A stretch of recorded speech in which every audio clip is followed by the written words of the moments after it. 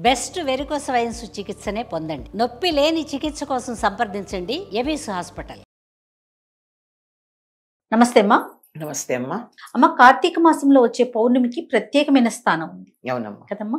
ఆ రోజు యొక్క అంటే మనం 365 ఒత్తులు కూడా వెలిగించుకుంటాం ఆ రోజే. ఈ రోజు ఏం చేయాలమ్మా? దీన్ని త్రిపురి పూర్ణిమని కూడా అంటారు. శివపార్వతుల కళ్యాణం చేసేటటువంటి సంప్రదాయం కొన్ని చోట్ల కనపడుతుంది, కొన్ని చోట్ల, అన్ని చోట్ల కాదు. ఈ రోజున సంవత్సరం అంతా ఒకవేళ ఎప్పుడన్నా దీపం పెట్టడానికి అవకాశం లేకపోయి ఉండొచ్చు కొంతమందికి. అవును. పైగా ఇంట్లో ఒకళ్లే పెడతారు, మిగిలిన వాళ్ళు వెళ్ళి అందులో నూనె వేసి దండం పెట్టుకుంటారు కానీ వాళ్ళు వెలిగించరు. అవును, చెయ్యకూడదు కదా. అట్లా చేస్తే కుటుంబం ముక్కలైనట్టే లెక్క. కుటుంబం మొత్తానికి ఒకటే పూజ గది, ఒకటే వంటగది ఉంటే ఐకమత్యానికి సంకేతం. అవును అవును. మళ్ళీ నేను చేసుకోవాలంటే అందులో కావాలంటే నూనె వేయొచ్చు, దండం పెట్టుకోవచ్చు, స్తోత్రాలు చదువుకోవచ్చు, అన్నీ చేసుకోవచ్చు. కానీ నేను చేయలేదే అని ఎవరికైనా ఉన్నట్టయితే, లేదా చేస్తున్నా కానీ పొరుగురు వెళ్ళాము, ఇంట్లో ఏదో అసూచి వచ్చింది, అది వచ్చింది, ఇది వచ్చింది, మేము చెయ్యలేకపోయాము, కొన్ని రోజులు మిస్ అయ్యాము దీపం పెట్టడం అనేది ఉన్నట్టయితే, ఎక్కడ ఏ తేడా ఉన్నా అన్నీ సర్దుకోవడం కోసం సంవత్సరానికి ఒకసారి 365 ఒత్తులు వెలిగిస్తారు. ఈ 365 ఒత్తులు ఒక్కసారిగా వెలిగించే రోజు ఈ కార్తీక పూర్ణిమ. అవును. ఈ కార్తీక పూర్ణిమ నాడే ఆ శ్రీకృష్ణుడు రాసలీలను కూడా రచించాడని చెప్తారు. దానికి అంత ప్రాధాన్యం ఉంది.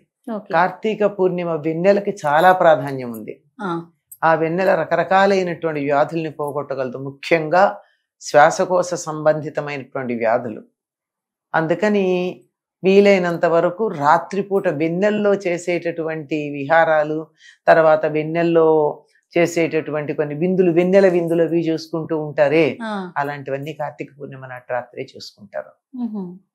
వీలైనంత వెన్నెల్లో మనం ఉండడం ప్రధానం అక్కడ, అదనమాట.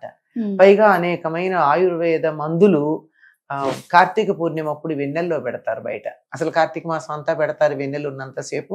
పూర్ణిమ నాడు మొత్తం ఉంటుంది కనుక మొత్తం పెట్టడం, ఇవన్నీ ఉంది. అంత ప్రత్యేకమైనటువంటి లక్షణాలు కలిగినటువంటిది కార్తీక పూర్ణిమ. అందుకే ఈ వంకన గోపికలందరినీ వెన్నెల్లో ఉంచడానికి ఆయన రాసలీల రచించాడు ఆ రోజు. కార్తీక మాసం పౌర్ణమి రోజు, పౌర్ణమి నాడు.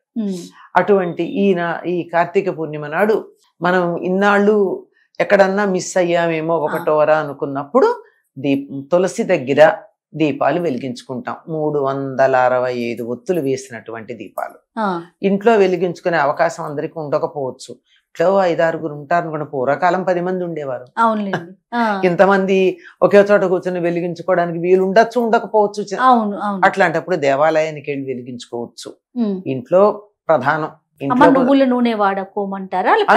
దొరికితే మంచి ఆవు నెయ్యి వెయ్యండి. ఆవు నెయ్యి ఎక్కడ దొరుకుతుంది మనకి? 5,000-6,000 ఉంది కిలో కదా. అవునమ్మా.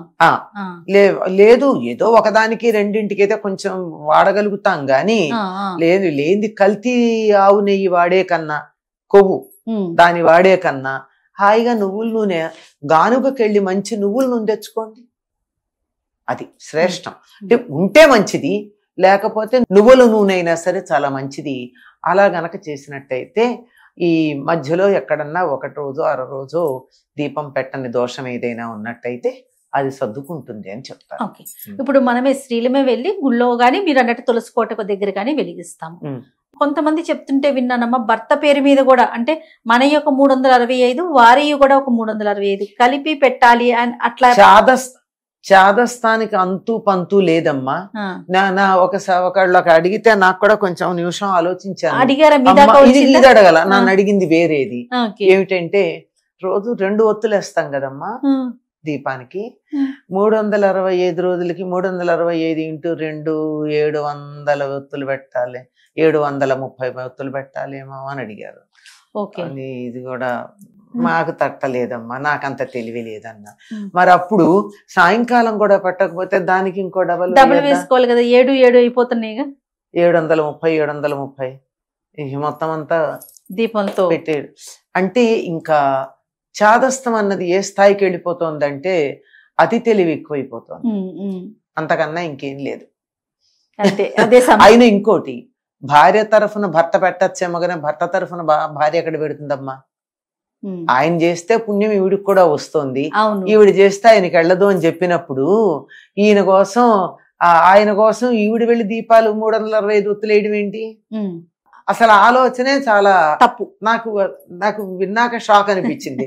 అది డబల్ వేయాలని చెప్పిందే నాకు షాక్ అయితే, నాకు వెంటనే ఏం తట్టిందంటే పొద్దునవి సాయంకాలంవి కూడా ఉంటాయి కదా అని అనిపించింది. అది ఇప్పుడు నేను అడిగిన ప్రశ్న మరి ఇంకా డబల్ అనిపించింది. అంటే ఉన్న ఒత్తులన్నీ తీసుకొచ్చి అడగటం కూడా కాదమ్మా, నేను చూశాను ప్రత్యక్షంగా. తమకి తమ భర్తకి కూడా కలిపి 365 ప్లస్ 365 పిల్లలకి. మరి పిల్లల దాకా ఇంకా నేను చూడలేదమ్మా. అది కూడా ఇలా పెట్టుకుంటే అట్లాగే ఉంటాయమ్మా. ఇంట్లో దీపం ఎంతమంది పెడుతున్నామో ఒకటే పెడుతున్నాం కదా. అవును అవును అంతే కదా, అంతే కదా. ఇక్కడ కూడా అంతే. ఇది మోక్షానికి సంబంధించి నిత్యకృత్యానికి సంబంధించింది కాదు కనుక ఈ కార్తీక దీపాలు ఎలాగో తులసి దగ్గర సాయంత్రం ఆడవాళ్లే పెడుతున్నారు కనుక పొద్దున కూడా తులసి దగ్గర ఆడవాళ్లే పెడతారు సాధారణంగా అంటున్నా. నిజానికి ఆ స్నానం చేసి వచ్చినటువంటి వాళ్ళు కార్తీక స్నానం ఏ గోదావరిలోనో కృష్ణలోనో మరో చోట చేసి వచ్చిన వాళ్ళు ఆ వాళ్ళు కూడా తులసి దగ్గర పెట్టుకోవచ్చు. కానీ ఎందుకో తులసి దగ్గర పెట్టడం ఆడవాళ్ళకి అప్పచెప్తారు. అలా అలవాటు అయిపోయింది. అది మగవాళ్ళు పెడితే ఇంతగా కూడా అనిపించే పరిస్థితి వచ్చింది. అలా అలవాటు చేసేసి. అవును అలా. అయితే అమ్మా, మనము కార్తీక మాసంలో నదీ స్నానం గాని చెరువులో గాని అట్లా స్నానాలు చేస్తాం కదా. ప్రజెంట్ ఇప్పుడున్న అవకాశాన్ని బట్టి మనకు అంత వీలు లేదమ్మా. ఇంట్లోనే స్నానం చేసేటప్పుడు ఏదన్నా ఏదైనా పట్టించుకొని స్నానం చేయాలమ్మా. గంగే అంటే గంగలో స్నానం చేసినట్టే. ఏం చేయాలంటే మనం దేంట్లో నీళ్లు ఉంటాయి ఆ నీళ్ళని చేత్తో ఇలా 3 సార్లు ఇలా తిప్పితే కదులుతాయి. అవును, నీళ్లు కదలికి వచ్చాయి కదా, కదలిక నీళ్లు ప్రవాహంగా భావించుకుని గంగే అని గంగే అనడంలో ఎందుకంటే సంబోధన చేసాం. గంగా అంటే మామూలుగా పేరు, ఆ పిలుపుకి గంగే అని వస్తుంది. ఆ గంగే అని 3 సార్లు అంటే గంగా నది అక్కడ అందులో చెయ్యి పెట్టి ఇలా తిప్పంటే గంగా నది అందులో ఉన్నట్టు ఆ నీటితో స్నానం చేయదు. అమ్మ, చన్నీళ్ళ స్నానం చేయాలనేసి అంటున్నారు. మరి అందరికి అవకాశం ఉంటే సరే. అమ్మ, చన్నీళ్ళ స్నానం చేయమన్నది ఎక్కడ చేయమన్నారు? నదిలో గాని చెరువులో గాని బావిలో నీళ్ళతో గాని ఎక్కడైతే భూమితో సంబంధం ఉందో నీళ్ళకి అక్కడ స్నానం చేయాలి. అది కూడా తెల్లారుజామున మాత్రమే, తెల్లారితే కాదు. రాత్రి వరకు చీకటి ఉన్నంత వరకు నీళ్లలో వరుణుడితో పాటు అగ్నిదేవుడు ఉంటాడు కనుక నీరు వేడిగా ఉంటుంది, గోరువెచ్చగా ఉంటుంది, మన శరీరానికి మంచిది చేయమన్నారు. ఇది మనకి తెల్లారిన తర్వాత ఉండడు కదా. మీరు గమనించండి, తెల్లవారుజామునేమో నదిలో నీళ్లు గోరువెచ్చగా ఉంటాయి, బయటకు వచ్చేటప్పటికల్లా పొద్దెక్కిన కొద్దీ చల్లగా అయిపోతుంది. మనం ఇంట్లో కూడా స్నానం చేయాలంటే తెల్లారుజామున ఉన్నట్టుగా పూర్తిగా తెల్లారాక ఉండదు కదా. అవును, అంచేత ఆ విధంగా చేయడం అన్నదే సరైనటువంటిది. ఒకవేళ మనకి చల్లని నీళ్లు నది నీళ్లు లేవు ఒకవేళ కాదు, ఉన్నాయా? భాగ్యనగరంలో వాళ్ళకి ఎక్కడ దొరుకుతాయి? మనం ఓవర్ హెడ్ ట్యాంక్ లో పట్టిన నీళ్లే ఉంటాయి. అవి మంచుతో చల్లగా అయిపోతాయి, ఐస్ లాగా ఉంటాయి కదా. అటువంటి నీళ్లతో స్నానం చేయకూడదు. ఎటువంటి నీళ్లతో స్నానం చేయాలంటే నది నీళ్ళు ఎంత వేడిగా ఉంటాయో అంత వేడిగా చేయాలి, గోరువెచ్చగా. ఈ నీళ్ళన్నీ మనం బకెట్లో పట్టుకున్న తర్వాత 1-2 మగ్గుల నీళ్లు కాచి ఆ కాచుకున్న నీళ్ళు ఇందులో కలిపి సరిగ్గా నది నీళ్ళు ఎంత వేడిగా ఉంటాయో గోరువెచ్చగా ఉంటాయో అలాంటి నీళ్ళతో స్నానం చేయాలి. నదులు లేవు కాబట్టి లేవు గనక నదిలో నీళ్లు ఉండేటట్టుగా గోరువెచ్చగానే చేయడం మంచిది. చల్లని నీళ్లతో చేయడం మంచిది కాదు. గోరువెచ్చని నీళ్లతో చేయడం దేనికంటే లోపల ఉన్నటువంటి రక్తనాళాలు గడ్డ కట్టిపోకుండా అవి పెడుసెక్కకుండా బయట ఉన్న చలికి ఇప్పటిదాకా రగ్గు కప్పుకొని ఉంటే లోపల ఉండేటటువంటి వేడికి సమన్వయం చేయడానికి గోరువెచ్చని నీళ్ళతో స్నానం చేయమన్నారు. అది ప్రధానం, అంతే తప్ప మంచు లాంటి దాంతో చేయమని. ఓకే అమ్మా, నమస్తే.